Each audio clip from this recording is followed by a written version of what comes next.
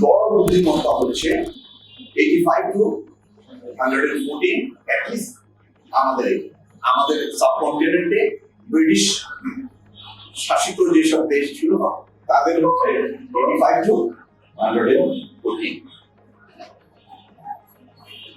So এই আইকিউতে টিকতে হবে।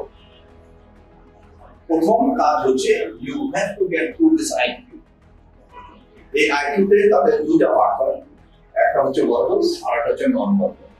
নন ভার্বালকে আবার তারা এটা আমরা অনেক সময় কি বলি, কি জানো, ম্যাট্রিক্সও বলা হয়। ঠিক আছে, ভার্বাল এন্ড নন ভার্বাল।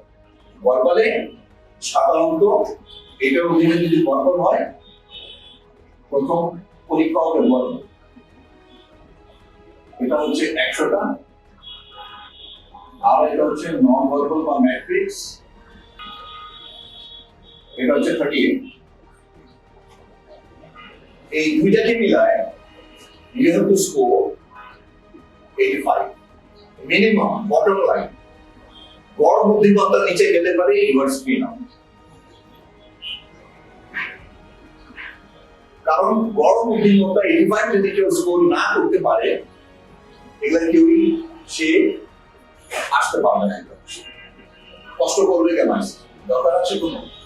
সবগুলোকে নিয়ে আইসিএসবি 4টা দিন কষ্ট কেন করবে? কোন প্রয়োজন নেই তো আইসিএসবি। সো আইসিএসবি করে কি প্রথমেই স্ক্রিনিং করে গড় বুদ্ধিমত্তার মধ্যে যারা পড়তেছে স্লটের মধ্যে তাদেরকে রাখতেছে এবং বাকিদেরকে বাইর করে দিচ্ছে।